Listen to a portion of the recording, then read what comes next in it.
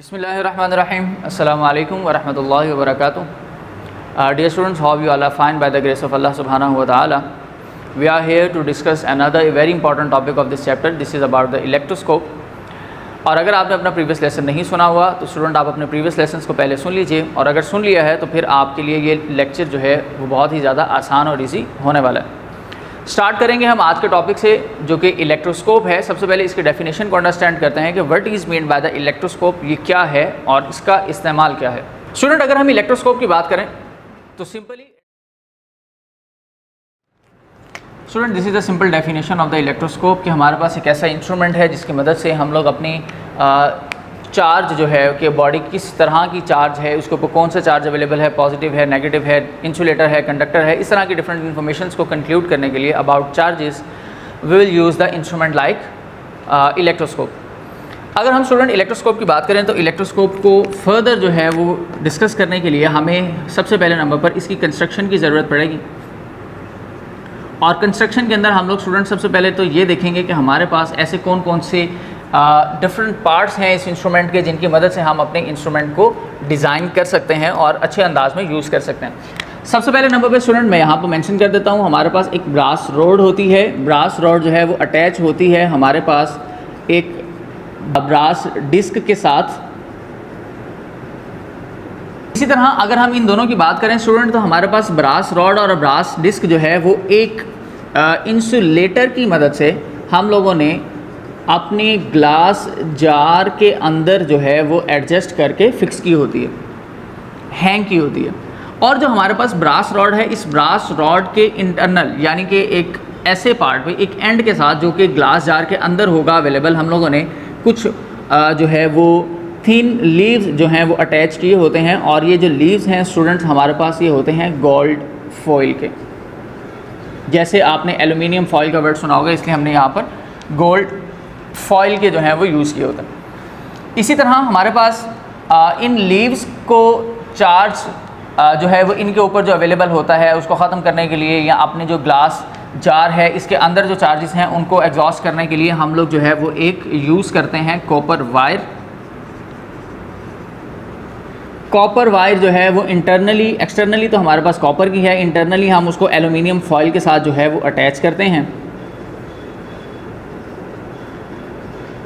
ताकि हमारे पास जो मौजूद चार्जेस हैं उन चार्जेस को अर्थ किया जा सके और ग्लास जार के अंदर जो है वो हम लोग वैक्यूम क्रिएट कर सकें। तो स्टूडेंट्स ये आपके कुछ इंपॉर्टेंट पार्ट थे आपकी इस इंस्ट्रूमेंट के जो यहाँ पर मैंने मेंशन कर दिए हैं, और ये इनकी क्वांटिटी है तकरीबन 1 2 3 4 5 6 एंड 7। तो सबसे पहले नंबर पे स्टूडेंट हम कंस्ट्रक्शन पर आते हैं और फिर इसकी वर्किंग के प्रोसीजर्स के ऊपर चलेंगे। कंस्ट्रक्शन की अगर स्टूडेंट हम यहाँ पर बात करें तो हमने कंस्ट्रक्शन के लिए जो इंपॉर्टेंट पॉइंट्स थे या इंपॉर्टेंट हमारे पार्ट्स थे वो हमने यहाँ मेंशन कर लिए हैं। हम देखते हैं कि डिज़ाइन कैसे किया गया। स्टूडेंट ये आपके पास एक ग्लास जार है, इस ग्लास जार के अंदर से हम लोग जो चार्जेस अवेलेबल होते हैं वो अर्थ करने के बाद उसको वैक्यूम क्रिएट कर देते हैं, यानी अंदर कोई चार्ज अवेलेबल नहीं है। ये हमारे पास एक ब्रास रॉड है, इस ब्रास रॉड को ब्रास डिस्क के साथ अटैच करते हैं और इन दोनों को इस कॉक के अंदर से पास आउट करते हैं और यहाँ पर हैंग कर देते हैं। ये यहाँ पर कॉक और इंसुलेटर इस वजह से यूज़ किया जाता है ताकि कि हमारी जो रॉड और ब्रास डिस्क है इसके चार्जेस हमारे ग्लास जार पर शिफ्ट ना हो या इसके साथ अटैच ना हो। इसी वजह से दरमियान में इंसुलेटर यूज़ किया जा रहा है। इसी तरह हमारे ये जो ब्रास रॉड है इसके साथ यूज़ किए जाते हैं गोल्ड फॉइल के 2 थिन लीव्स, ताकि हम लोग डिटेक्शन कर सकें अपने चार्जेस की कि हमारे पास यहाँ पर जो है वो इनके दरमियान गैप इंक्रीज़ हो रहा है, डाइवर्ज कर रहे हैं या नहीं कर रहे, या कम डाइवर्ज करते हैं या ज़्यादा डाइवर्ज करते हैं। तो डाइवर्जन से हमें पता चलता है कि चार्ज किस नेचर का है यहाँ पर अवेलेबल। इसकी वर्किंग स्टार्ट करते हैं स्टूडेंट। एक बात याद रखिएगा इसकी वर्किंग से पहले कि हमारे पास मोस्टली जो इम्पोर्टेंट पार्ट है इस चीज़ का वो है ब्रास डिस्क, ब्रास रॉड और थिन लीव्स। ये तीनों आपस में अटैच हैं और इसके प्रोसीजर को आपने ख़ास तौर पर गौर से सुनते रहना है ताकि आपको अच्छे अंदाज में पता चल सके। स्टूडेंट यहाँ पर जब वर्किंग की बात की जाती है तो वर्किंग कैटेगराइजेशन के अंदर हमारे पास डिफरेंट टाइप्स की हैं,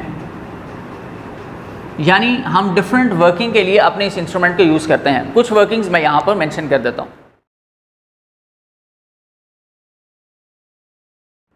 तो स्टूडेंट यहाँ पर हमारे पास ये कुछ मैंने वर्किंग्स मेंशन की हैं जिनकी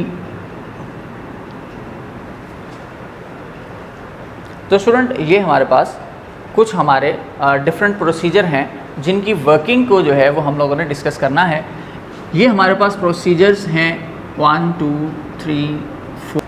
तो सबसे पहले नंबर पे स्टूडेंट हम स्टार्ट करेंगे अपनी डिस्कशन को detecting the presence of charge. सबसे पहले हम ये देखेंगे कि हमारे पास किसी भी ऑब्जेक्ट या बॉडी के ऊपर चार्ज अवेलेबल भी है या नहीं है। तो सबसे पहला काम ये होगा स्टूडेंट कि हम यहाँ पर इलेक्ट्रोस्टैटिक इंडक्शन करेंगे।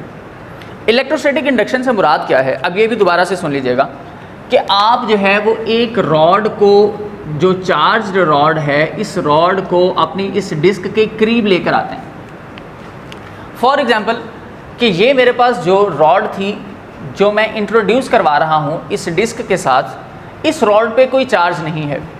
अगर इस रॉड पे कोई चार्ज नहीं है तो आपकी डिस्क पर भी कोई ऑल्टरनेट चार्ज नहीं आएगा, क्योंकि इस वक्त ये न्यूट्रली चार्ज है। तो यहाँ पर हमारे पास किसी किस्म की डिफ्लेक्शन शो नहीं होगी। अगर डिफ्लेक्शन शो नहीं हो रही तो इसका मतलब कि इसके ऊपर चार्ज अवेलेबल नहीं है। तो आसानी से हमें ये पता चल जाता है इस इंस्ट्रूमेंट की मदद से कि हमारे पास ऑब्जेक्ट जो है वो चार्ज है या नहीं। तो ये हमारे पास सिंपल प्रोसीजर था फर्स्ट के लिए। सेकेंड प्रोसीजर की जो वर्किंग है स्टूडेंट, ये इंपॉर्टेंट है कि charging of electroscope. Charging of electroscope की जब बात की जाए तो हम इसी इलेक्ट्रोस्कोप को चार्ज कर देते हैं, या पॉजिटिवली चार्ज करेंगे या नेगेटिवली चार्ज करेंगे। हम सबसे पहले डिस्कस करते हैं कि पॉजिटिवली चार्ज कैसे किया जा सकता है। स्टूडेंट सबसे इंपॉर्टेंट पॉइंट ये होगा कि अगर हम लोग इसको पॉजिटिवली चार्ज करना चाहते हैं तो अब जैसे ही नेगेटिवली चार्ज जो हैं वो सारे के सारे पार्टिकल्स अर्थ हो जाएंगे, तो अब आपके पास क्या होगा कि ये कंप्लीटली जो है वो सारी की सारी इलेक्ट्रोस्कोप सिर्फ और सिर्फ पॉजिटिव चार्ज वाली रह जाएगी, इसके पास कोई नेगेटिव चार्ज नहीं रहेगा। लेकिन स्टूडेंट आप क्योंकि इसको एज इट इज़ चाहते हैं कि ये पॉजिटिवली चार्ज रहे, तो उसके लिए अब आपने अपनी इस बार को हटाना है। लेकिन स्टूडेंट ये पॉइंट भी यहाँ पर आप याद रखिएगा, जो कि एक बहुत ही वैलिड पॉइंट है। लेकिन स्टूडेंट इसको ऐसे ही पॉजिटिवली चार्ज रखने के लिए आपने सबसे पहले नंबर पर अपने इस वायर के कनेक्शन को रिमूव करना है, फिर उसके बाद अपनी रॉड को यहाँ से हटाना है। अगर आप पहले रॉड हटा देंगे तो फिर आपके पास जो चार्जेस हैं वो मिक्स हो सकते हैं और नेगेटिव चार्जेस यहाँ से एयर के अंदर से या किसी भी जगह से दोबारा इसके ऊपर शिफ्ट हो सकते हैं। तो सबसे पहले नंबर पे आपको अपना ये कनेक्शन जो है वो ब्रेक करना है, एंड देन आफ्टर आप जो है वो अपने इस रॉड को भी यहाँ से रिमूव कर सकते हैं। तो आपके पास जो आपकी इलेक्ट्रोस्कोप है वो सिर्फ़ और सिर्फ पॉजिटिवली चार्ज रहेगी। सेम प्रोसीजर आपके पास वाइस वर्सा की फॉर्म में नेगेटिव चार्जिंग के लिए भी है कि अगर आप नेगेटिवली चार्ज करना चाहते हैं तो पॉजिटिव जो रॉड है, चार्ज रॉड, वो इसके करीब ले आएँ ताकि नेगेटिव चार्जेस इसके ऊपर आ जाएं। जैसे फॉर एग्जांपल हम इसको भी अटेम्प्ट कर लेते हैं कि सपोज कर लें कि अगर मेरे पास यहाँ पर सारे के सारे मैं नेगेटिव चार्ज लेकर आना चाहता हूँ, तो उसके लिए मुझे एक ऐसा रॉड इंट्रोड्यूस करवाना है या इंडक्शन ऐसे रॉड की करवानी है जिस पर सारे के सारे पॉजिटिव चार्जेस अवेलेबल हों। पॉजिटिव चार्जेस की वजह से इस न्यूट्रल इलेक्ट्रोस्कोप में जितने भी नेगेटिव चार्जेस होंगे वो सारे के सारे आपको ऊपर डिस्क पे शो होंगे, और जितने पॉजिटिव चार्ज होंगे वो सारे यहाँ पर नीचे थिन लीव्स पर शो होंगे। आप चाहते हैं अगर कि यहाँ पर ये as it is negatively charge रहे, तो फिर से आपको वही काम करना पड़ेगा कि आप इसका कनेक्शन जो है वो डायरेक्टली एक वायर की मदद से डिस्क के साथ अटैच करेंगे, ताकि कि आपकी जितने भी पॉजिटिवली चार्ज पार्टिकल्स हैं या चार्जेस हैं वो अर्थ हो जाएं, ग्राउंड हो जाएं। अब जैसे ही ये सारे के सारे ग्राउंड हो जाएंगे तो उसके बाद सबसे पहले नंबर पे आपको अपना ये कनेक्शन रिमूव करना पड़ेगा। जब आपके ये चार्जेस रिमूव हो गए, अब आप इसके बाद कनेक्शन तोड़ने के ख़त्म करने के बाद अपनी इस डिस्क के करीब जो रॉड है इसको हटाएंगे, तो आपके ये जो नेगेटिवली चार्ज थे वो सारे के सारे स्प्लिट होकर डिफरेंट पार्ट्स पर चले जाएंगे, और हमारे पास सिर्फ और सिर्फ नेगेटिव चार्जेस यहाँ पर रह जाएंगे। और फिर हम ये कंसीडर करेंगे कि now the electroscope is negatively charged. Third procedure है student detecting the type of charges. यहाँ पर हम फिर से एज्यूम करते हैं कि इस वक्त हमारी इलेक्ट्रोस्कोप जो है वो न्यूट्रल है। जैसे ही कोई भी चार्ज ऑब्जेक्ट हम इसके करीब लेकर आएंगे, जैसे फॉर एग्जांपल कि मैं एक रॉड जो है वो इसके करीब लेकर आता हूँ और देखना चाहता हूँ कि मेरे पास इस रॉड पर कौन से चार्जेस अवेलेबल हैं, तो स्टूडेंट फॉर एग्जांपल कि अगर मेरे पास यहाँ पर पॉजिटिव चार्ज हुए तो यहाँ पर नेगेटिव चार्जेस शो होंगे और नेगेटिव की वजह से यहाँ पर पॉजिटिव चार्ज शो होगा। तो जब यहाँ लीव्स पर पॉजिटिव चार्ज आ जाएगा तो डिफ्लेक्शन रिपल्शन की वजह से ज़्यादा होगी। तो ज़्यादा डिफ्लेक्शन की वजह से हमें आइडिया हो जाएगा कि हमारा ऑब्जेक्ट पॉजिटिवली चार्ज है। अगर आपका ऑब्जेक्ट नेगेटिवली चार्ज होगा तो आपके इलेक्ट्रोस्कोप के ये थिन लीव्स जो हैं ये बहुत ज़्यादा डिफ्लेक्शन शो नहीं करेंगे, रिपल्शन थोड़ी सी वीक रहेगी, जिसकी वजह से हम ये आइडिया एज्यूम कर लेंगे कि भाई यहाँ पर ऑब्जेक्ट जो है वो नेगेटिवली चार्ज है। लास्ट में है स्टूडेंट आइडेंटिफाइंग द इंसुलेटर और कंडक्टर। इंसुलेटर और कंडक्टर का हम किस तरह से आइडिया लगा सकते हैं कि ये ऑब्जेक्ट इंसुलेटर है या कंडक्टर है। स्टूडेंट अगर तो वो कंडक्टर है तो इसका मतलब ये है कि चार्जेस जो हैं वो आपके पास हो रहे हैं और आपके थिन लीव्स डिफ्लेक्शन शो कर रहे हैं।